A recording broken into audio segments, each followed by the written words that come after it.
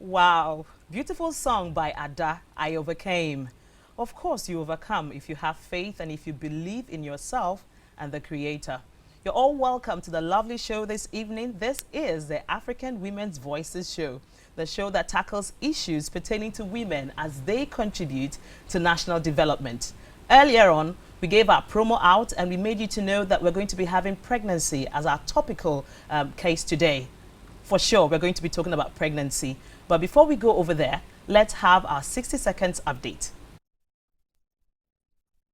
The Deputy Majority Leader in Parliament, Sarah Adwoa-Safo, says money she received from Get Fund Scholarship Scheme, which is meant for brilliant but needy students, was to enable her serve her constituents better. But due to media reports on how she benefited from the Get Fund Scholarship by certain media house, Adwoa-Safo took to her defense on Facebook page and responded. The public, however, were of the view that public officials, whether in power or opposition, do not qualify under the poor, needy but brilliant category stated in the Get Fund Act 2000. Actress Nanama McBrown went on a gift-giving spree on February 21st as her daughter celebrated her first birthday.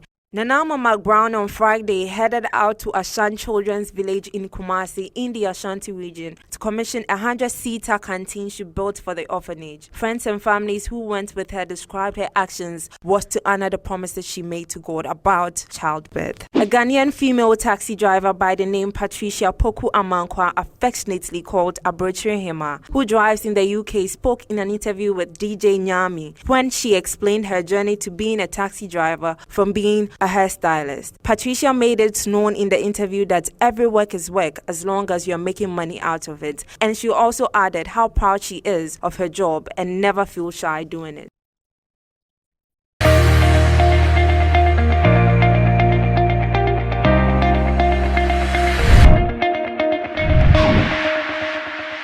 You're welcome back from the commercial break, and we are stepping right into business of the day, pregnancy. And to help us dissect the issues around it is a very beautiful doctor here in the person of Dr. Emanuela Nanamba Yamwa. I'm loving the African side of your name so much. Dr. Emanuela Nanaba Yamwa. She's from the Trauma and Specialist Hospital in Winneba. And she is medical officer. You're a medical officer. Yes. Well, you're welcome to the show. Thank you very much, Eunice. Not looking bad at all in your African wear. Thank you. All right, so let's move right in. Pregnancy. You know, sometimes people get pregnant and they're happy. Yes. And some others get pregnant and they're sad about it. Yeah. They don't really feel comfortable, you know, having to carry the pregnancy because it's said that it's the evidence that you've actually had intercourse. Yes. The men move around without any issues, but the ladies are the ones who always have to show that something has happened behind closed doors. Yes. So that's why some people find it more as a curse instead of a blessing. But today we need to let our audience know that pregnancy is more of a blessing than a curse. It is a blessing. Yes. Okay, so take us through what pregnancy actually is. So pregnancy actually starts from conception, when you have sex, as you said, and you have the sperm go fertilize the egg that is released by the woman, and just then you have the baby forming. So from that time till delivery, from that process, it's called pregnancy. Pregnancy. Yes. Is that the same thing as conception? Yes, so conception is the time of fertilization. Okay. Is when we say conception, and then the process is what we call the pregnancy. Pregnancy. Yes. Okay. When it comes to pregnancy, you know, there are these myths and symptoms that people always will look out for. Even in our movies, you see that once a girl begins to vomit, the suspicion is there that she's pregnant. Yes. Is that the case for everyone? Most people, that's the case. Pregnancy presents itself like a disease. Yes, and you begin to have symptoms because there are hormonal and physical changes in the woman as you get pregnant. And so you find the woman having the early morning symptoms like vomiting, having nausea, cramping, stomach upset. In fact, every symptom you can think of, from headache to body pains, you would have it during pregnancy. There's a total change in there your is system. a total change in your body, and physically you begin to have your breast engorging, you have tenderness, the nipples protruding, and of course your stomach will start growing big. So all those changes, you put on weight, and then your taste buds even changes, what you want to eat and what you don't want to eat. Okay, so all that comes to form signs and symptoms of pregnancy, and it varies from every woman to woman, and also varies from pregnancy to pregnancy. So some people feel different in their subsequent pregnancies, and they think there is something different happening to them, but that is pregnancy for you. Even sometimes people feel like, okay, when the pregnancy makes you feel good about yourself, it's a boy. When the pregnancy makes you not look nice, then it's a girl. That's not founded in any way.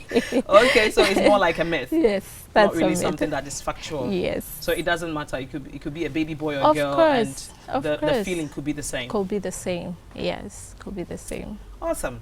So we are learning. We've got stages in pregnancy.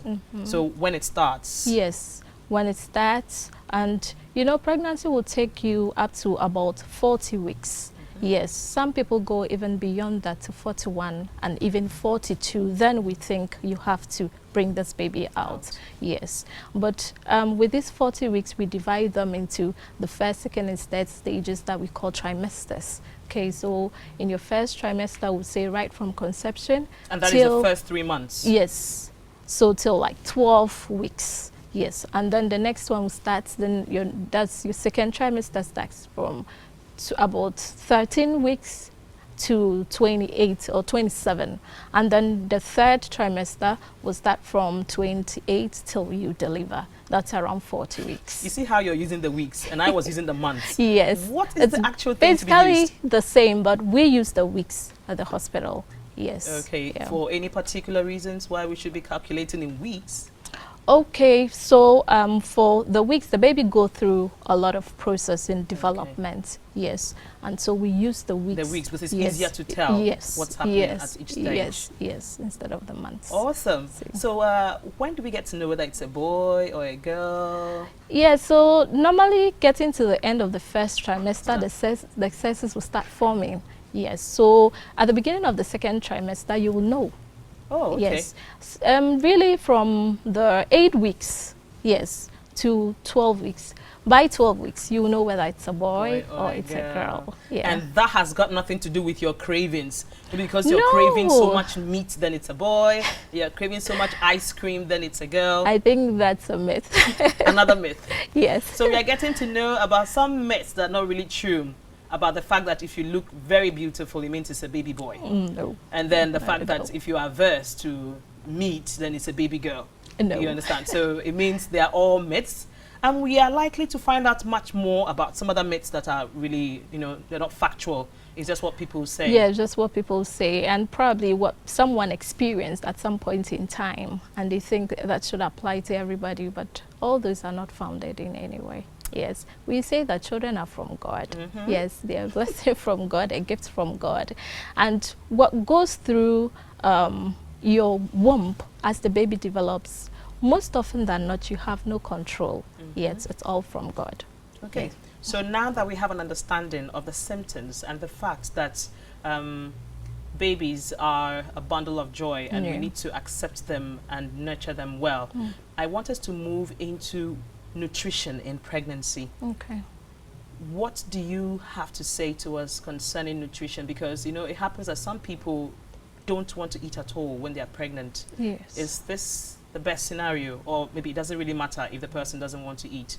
What kind of food should we begin to eat once we notice that we are pregnant?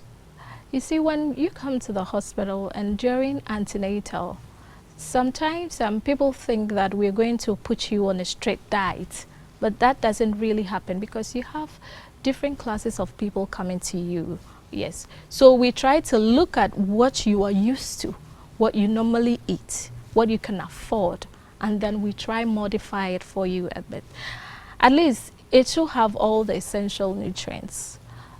You should have, most of it is the iron that we need Yes, because people become anemic during pregnancy, and that is because of the physiology that you go through during pregnancy, and you have your iron level going down, your vitamins going down, like the folate going down and all that. So during antenatal, we give you counseling, we try to modify your food for you a bit, tell you to eat lots of vegetables, the green leaves, and also try and take your iron tablets or your vitamins every day, okay, to boost your vitamin level and also your iron level, because they go down during pregnancy. Okay. And then we try to tell you to decrease your caloric intake or your carbohydrate intake, and also eat more of the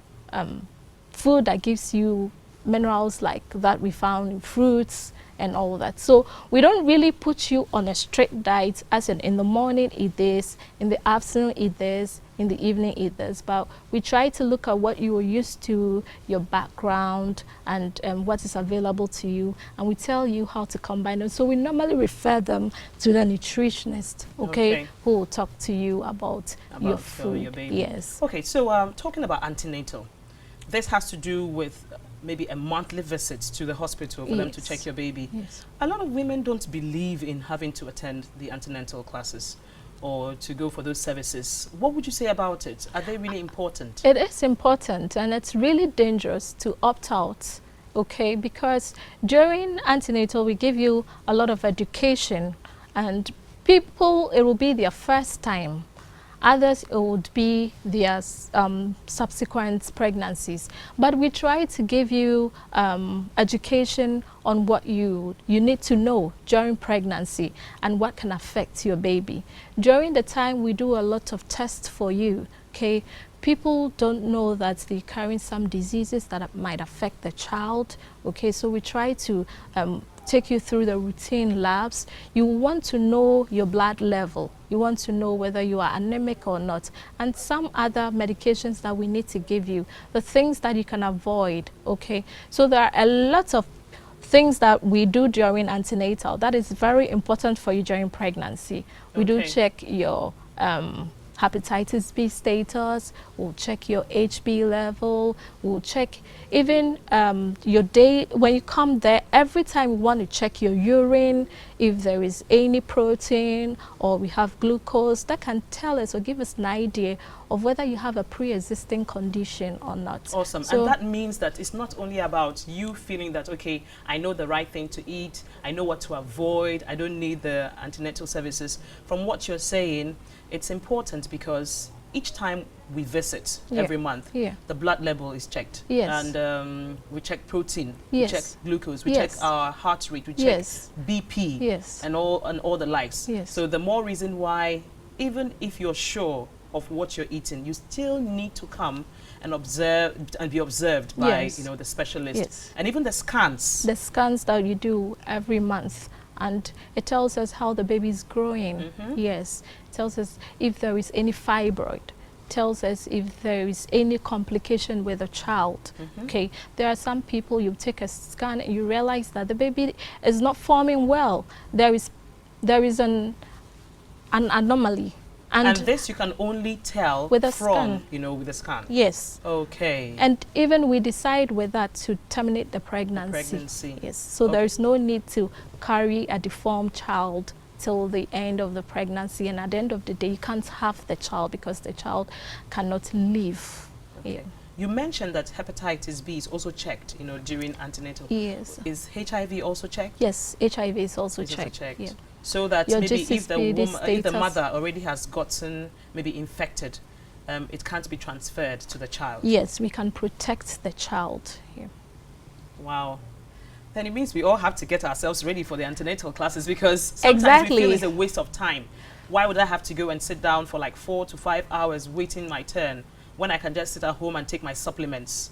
It's not about the supplements. It's not just about the supplements. Yes, it's about you seeing the doctor and having a conversation with the doctor or the midwife and getting some education, so that when you get out there, you confidence with yourself. You know how your baby is doing. You know about your health, and you know that at the end of the day, you're going to give birth to a healthy baby. Yes, and you're not going to have any complications. Most of the people who come with complications are people who have missed out during antenatal visit.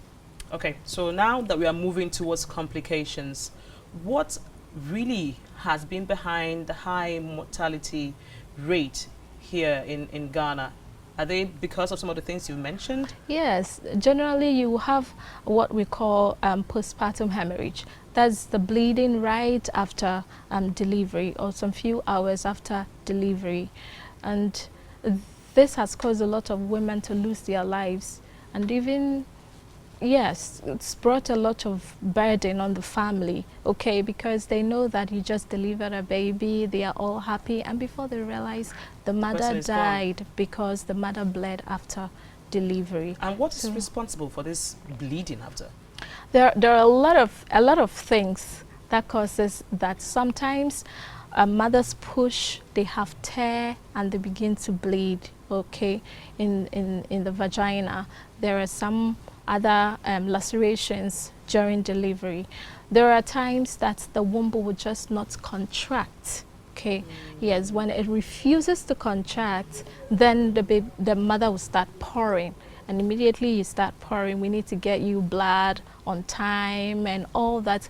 There are medications we give you to help the womb to contract and all that. So these are some of the things that go on after delivery or during delivery that would cause you to have bleeding after delivery. So these lacerations, for instance, are they not, you know, something that you could see? Maybe the doctor in charge is not something they can see and, you know, take care of. And then unless you have to get home and then you come back with those issues, are they not? Most often than not, you don't get home. Okay. Yes, it's seen right after delivery. Most often than not, immediately the baby comes out, we see that there is a tear, yes, and then sometimes we try to suture for you, we try to close it up for you, and it stops the bleeding. But there are times that it's so deep you don't really see the mother keeps bleeding. So you don't often get them go home and come back with the issues of bleeding. Okay. Yes, it's right there in the hospital. And these lacerations, again, that I'm talking about, could it be because of a lot of abortions? What actually is going to make you lacerate to that extent? Yes, you know, we all have differences when it comes to the way our bodies are formed. Yes, there are some people that they might have a thin cervix. I mean, the neck of the womb is a bit thin. There are also people who would push a big baby.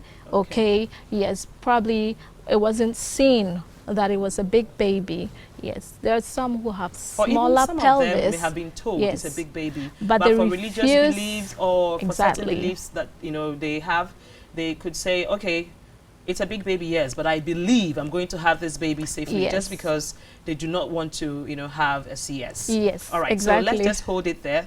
We're going to go over to our health tips side, and then we'll come back and continue the conversation. Do not go away. The health tip is coming up shortly.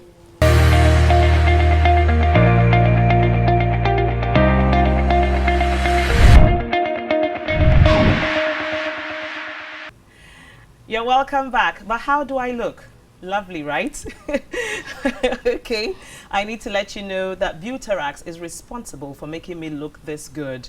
You can locate Butarax clothing at the railway line around Nyaho Clinic, and she's going to sort you out. Just let her know that you heard about her on the African Women's Voices show, and she'll give you a lovely treat. Okay, so let's get back to our conversation, which had to do with lacerations and if abortions are, you know, responsible for such. And you were saying that it had to do with people's body makeup. Sometimes it could be as a result of that. Yes. Sometimes it has to do with the way your body is. Yes. And then you get those tear. Yes. Or maybe because you had to, you know, exert so much energy yes, in yes, pushing, in pushing the and baby. Then you get that kind of laceration, which could be detrimental to your health. So what again is responsible for high mortality rates in Africa? Yes, apart from that, we have infections. That we call sepsis, yes. That also kills the woman after delivery, mostly after delivery. How is this infection contracted? Yes, sometimes in the mode of delivery, yes. After delivery, there are a lot of people who deliver at home. And they do so with a whole lot of concussions, putting a lot of things, inciting a lot of things, and they get infections. It depends on the environment in which you deliver, and even the mode of delivery and the personnel who is delivering you, the midwife who is attending to you, or the nurse or whoever that is attending to you, because you open up. Okay, and there is an entry into your body. So if you have anything unclean, anything not of good hygiene going in there, then you are sure to contract any infections. Yes. So sanitary condition is very key. Exactly. You know, whenever you want to have your baby, whether at home or even in the hospital. Yes. They really need to keep the place very clean. Because you are likely to contract the infection called sepsis. Sepsis, yes. That is infection in the blood, or you have bacteria in the blood. Yes, that also causes mortality. And it's so lethal that once you contract it right there at the hospital, it can take your life. It takes some time, though. It takes time. It makes you sick. It makes you very sick, and then we give you a lot of antibiotics, and sometimes you're okay. At other times, yes, if we do not take care, that can kill you. Oh, okay. Wow. We just had a question right now from someone on our WhatsApp platform. The person didn't mention his or her name, but he says, good evening, I'm really enjoying the show, but I want to know how long it could take couples who are above 35 to have a baby. Are there any medications apart from having sex? So the question is not very clear, you know, as to what you need to know. So is it because you've tried and the baby is not coming, or you just feel that your age is, you know, you've advanced a bit in age, so you feel like you cannot have children? If you can WhatsApp us again and let us know exactly what the situation is. If it's about the fact that you feel you want to know if having a baby after 35 is safe, or because you've been trying and the baby is not coming, and for how long have you also tried? So please get back to us on WhatsApp so that we can answer your question, okay? All right. Thank you. So now we know that, you know, bleeding and then the sepsis, the infection. What again also leads to the high mortality rate in Africa? Yes, we have what we call the hypertensive disorders in pregnancy, like high BP. Okay, yes, that also causes high mortality in pregnancy. When you have your BP high and it's not well controlled, before delivery, after delivery, that you can lose your life. Yes, and we've had a lot of people who come with their BPs high. You check their urine and they have proteins, what we call a condition we call preeclampsia. And even during this process, some people convulse, what we call eclampsia. Yes, it puts you at high risk of losing your life. And I just keep wondering, how does protein get into the blood? Well, in your urine. We check in your urine, yes, and then you're not supposed to produce or to have proteins in the urine. In the urine, yes, protein gets into your urine. Yes, that's abnormal. So it is a quick way of checking how your kidneys are functioning and how your liver is functioning. And if we realize that you keep having proteins in your urine, your BPs are high, then we are thinking that there is a cause for alarm. Have a condition called preeclampsia, and then we try to control it at the hospital. We keep you there. There are some people that we keep till they deliver. Yes, because we cannot afford to let you go home. People who go home in such conditions come back worse, and before delivery they lose their lives, or during delivery they lose their lives. Yeah, because I think I've seen certain cases where when the lady, you know, got pregnant, she had to stay in the hospital the entire 9 months until baby arrived, and even had to spend another 3 months in the hospital before she was made to come back home. These are sometimes due to certain complications that have been seen ahead of time. Exactly. And so being in the hospital during the time is the safest place to be, so that we can monitor you very well and intervene at the right time. these people would not normally go through the normal delivery, the vaginal delivery, would have to section them. Yes. Okay. Yeah, talking about C-sections, I was going to ask. Okay, so what is what? The vaginal delivery and then the C-section. Sometimes some people will say, my children will never give birth, you know, through CS. It has to be through the spontaneous delivery. And I wonder why. Is it because to have a CS means you've signed your death warrant? Not at all. Not at all. We've gone past the age where people go into the theater room and we say they die on the table, they didn't come back, and because the woman had a CS, the woman died. No, not at all. It's kind of one of the safest way of delivery if we think that you cannot deliver by vaginal delivery. Okay, yes. And so CS is just a surgical process that we take you through, a procedure we take you through so that we can deliver the baby and without it's also you an option pushing. open to yes, you know, it's couples. also an option. So you could choose. Maybe you're very fine. Yes. It doesn't mean that you can't have your baby Exactly. the normal way. Exactly. But you've just chosen to do it through CS. CS. But we hear that sometimes when you have to have your baby through cesarean, it means you cannot have past a certain number of children. How true is this? Because you might not have, you know, past a certain number of children. Maybe you're going to have just 3 or 4 children because doctors advise against you having to go through CS. CS, beyond okay. 4 Oh, times. yes, sure. Because it has its own risk.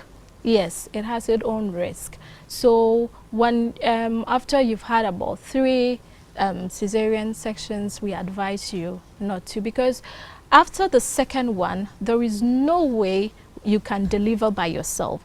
Okay. Now, after the first one, if you give yourself some time and you space your birth well, we can allow you to deliver by yourself, and that is good.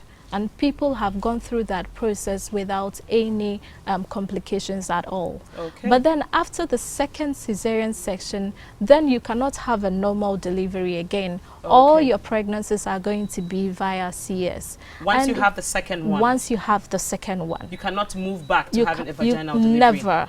Okay. Never. So, and it's a risk on its own when you have to go through CS. So after the third, we would advise you that you would have to stop with having children. Okay. Or even at the worst, when it gets to the 4th one. Yeah. Some people come back and they tell you it was a mistake. So after the 4th one, we'll have to find other options of family planning to ensure that you know you don't have babies coming through anymore. But it is different with vaginal delivery. You can have as many children as you want once you have the right health condition that will go with it. Sure. Oh, okay. Probably the reason why most of our mothers and family members will not want us to opt for CS. But aside that, CS is very safe and it's an option available to both the healthy and those who are, you know, likely not to feel comfortable with having to go through the vaginal delivery. So you can just make your choice. Okay. You know, sometimes, you know, you have friends who say, hey, so she actually had her baby through CS. She's not a woman.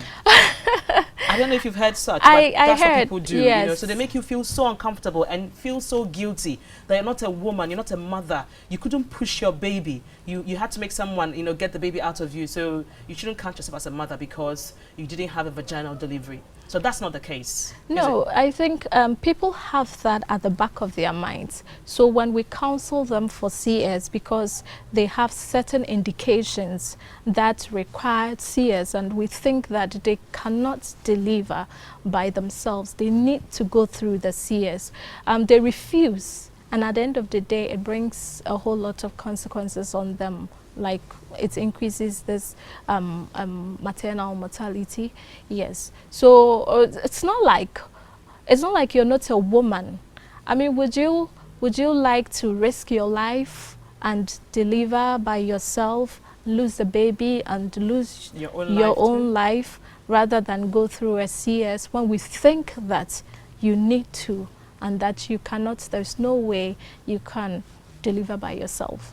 Okay. So I don't think we should listen to some of these things. Yes. When you talk to your doctor and they explain things to you and you understand, you make your own decision and you're proud of it. Okay. Yeah. So with the challenges that come with people who are diabetic, So are they going to be able to have CS, or they will have to deliver the normal way? It People who are diabetic? depends. It depends. We've had diabetics who deliver by themselves, and also diabetics that we take to theater. So it depends. If the woman is healthy, if we think the baby is small enough, because this diabetic baby normally have big babies. Okay. Yes, because of the process that they go through, and then a whole lot of physiology behind it. They tend to have big babies that we think they cannot deliver by themselves. So we take them to the theater. And then have them do the CS. But if we think that your sugars are fine because we've helped you to control it, and we think that you're healthy and you've never had a cesarean section before, yes, and also your baby is not big, your HB is fine, everything is fine with you, you can deliver by yourself. Okay, Yes. so we have a feedback from our WhatsApp line. You know, the person who was asking about having a baby above 35. Okay. So we have a feedback. It says they've been trying for about a year now and they don't have a baby yet. So they want to know if there's any kind of medication apart from having sex. Okay, Yeah. with this one, you have to talk to the specialist. Okay. Yes. So we have fertility centers, yes, and they can help you. There are a lot of reasons why you wouldn't be able to conceive. Yes, you would need to go through some tests. Yes, you do some scans, and we'll know, and we'll take it up from there. So the best thing is to go talk to your doctor or a specialist. And going to the doctor will have to involve both the man and the woman. Exactly. So that, you know, if there's going to be any form of medication, both will be taken at the same time. Exactly, exactly. And they will both get the counseling. Yeah, because it could be the fault of the woman, it could be the fault of the man. Yes, any of them could be the reason why. Yeah. Okay, all right. So please, we'll be going for a quick commercial break. When we come back, we'll continue the rest of our interesting discussion. Do stay tuned.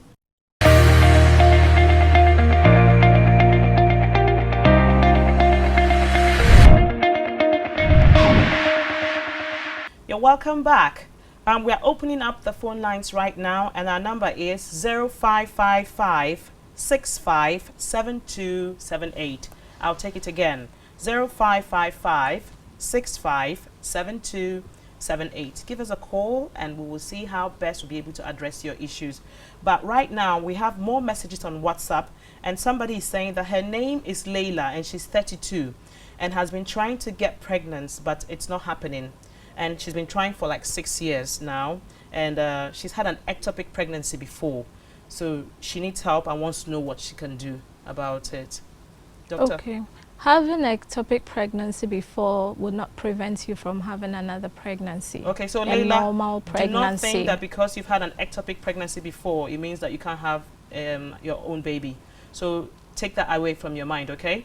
So let's hear more from the doctor. The best thing is for Layla to go to the hospital and talk to a doctor. As I said, both of them would have to go and get checked up. Okay. Yes, and run some scans so that we know what is causing them not able to conceive. Okay, so Layla, I don't know how you've been doing it. If you've been seeing a specialist, have you seen the specialist with your spouse?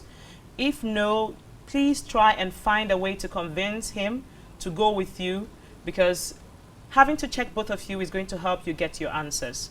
That way you know exactly what it is that you need, okay? So we wish you all the best and would like to hear your story and also to celebrate with you when eventually you have your baby, Layla. All right? Okay, so we have another question here. It says, I like the discussion. Please, I'm with my man for a year and some months now, but no sign of pregnancy. Please, any help from doctor? Hello, do we have a caller? Yes. Okay. My name is Your name is? Victoria. Victoria. Okay, talk to us, Victoria. What's your question? Yeah. I'm 21 years old. Okay. And I did 3 abortions. Okay. I'm 21 years old. And I did 3 abortions. And now I don't know, at first when I wash down my under, I feel okay, but now I don't know. My under has closed. Whenever I have sex with my guy, I feel some pain under. I went to a pharmacist and she was like, I've gotten trees or something like that. That means sore around my this thing. And sometimes I get some discharge and stuff. I bought some medicine from hospital. I went to hospital. They give me some medicine. Like, okay. But then I'm afraid that I won't be able to give birth. Okay, so how is it right now? Has the discharge stopped? Do you feel okay now? Please, it has stopped. Okay, so do you still feel the pain when you're having intercourse? Yeah, it happened on Saturday. So you still feel pains even though you've taken the medication? Yeah, I took one medicine. The medicine is even here. Okay. Okay, so where are you calling from? Please, I'm from Afienye. Afienye. Okay, so please hold on, okay? She's going to address your concern. All right? Okay, so doctor. Please. Okay, thank you for your concern. But I think the abortion that she's talking about was self-induced. Yes. And that prones women to a lot of infection because of the way they go about it. There are some people who insert sticks and bottles, broken bottles, and drink a whole lot of concussions. Did you self-induce your abortion? Okay. All right. So please go ahead. Okay. So it prones them to a lot of infections, and I'm sure that's what is causing that. The best thing is not just go to the pharmacy and get any medication, but to go to the hospital to be properly examined. Yes, because we'd have to look there and know what is actually happening and give you the right medication. But that will not prevent her from having her children. Okay, so please just understand that you can still have children, but stop going to the pharmacy shops for now. Go to a certified specialist and have the place properly checked so that they can help you and for you to be able to have children in future, okay? So we wish you all the best. Okay, so we have another caller, Evans from Awoshi. Evans, how are you? I'm fine, thank you. And you? I am also very well. Go ahead with your question. Okay, please, my wife had an ectopic pregnancy some few months ago, but fortunately for her, she has been able to conceive. But I please want to know if she can have a normal vaginal delivery other than CS. Okay, all right. Okay, thank you for your question. Okay. That's a very good question. And sometimes it depends. It depends on where the ectopic occurred. Most often than not, we do not get the full history of how the surgery was done. And with that, we would advise that you go through a CS. But then if we are aware or we know where the ectopic occurred, exactly where it occurred, and how the surgery was done, then we can advise you better whether you can have a normal delivery or not. But other than that, for such a general question, I would say that since such informations are normally not available to the surgeon or to the doctor who's taking care of you, we just advise that you go through CS. Yes. Okay, so for now, Evans, I want to believe that your wife has been going through antenatal. So when she gets to see her doctor, he'll be able to check her and understand whether the situation at hand would demand for her to have a CS or a vaginal delivery, okay? But whichever is the case, we wish your wife a safe delivery. Thank you very much for calling into the show. Okay, so we have another caller from Kumasi. Liz from Kumasi. How are you, Liz? I'm good, and how are you too? Awesome, Liz. Talk to us. Yeah. I have 2 previous CS. Okay. Hello? Yes. I have 2 previous CS, and I'm pregnant now. But when I calculate, my doctor said he's going to do another CS, as he said. Okay. And then from the time that the doctor has given to me, when I calculate, it will be around 40 weeks. Is it safe? Okay. So is it safe? It's safe. It's safe, yes. right? It is Okay. it's safe. All right. So Liz, no cause for alarm. You're very safe to have your baby at 40 weeks. All right. And do So have long a as- smooth delivery. So long as she's going for her checkups all the time, it's safe. Okay. Yeah. All right.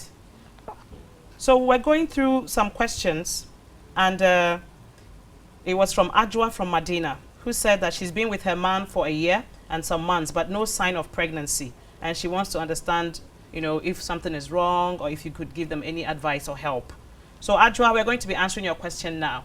I hope you're listening and watching. Yes, as we advise Leila, I think Ajwa should also see the specialist. Okay. Yes, with the spouse, because we'll need to know why, what is the cause. So with the proper checkup, with the proper investigations and scans, we'll be able to tell her and what they have to do. Okay. Yes. All right. So Ajwa, please see a specialist, okay? And no cause for alarm. We want to believe that it's going to be a smooth journey to your specialist. And we'd like to hear what happened afterwards.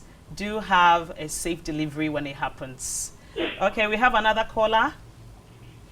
Akwete. Yeah, hello. Hi, Akwete. Where are you calling from? I'm calling from Atlanta. Okay, so please ask your question.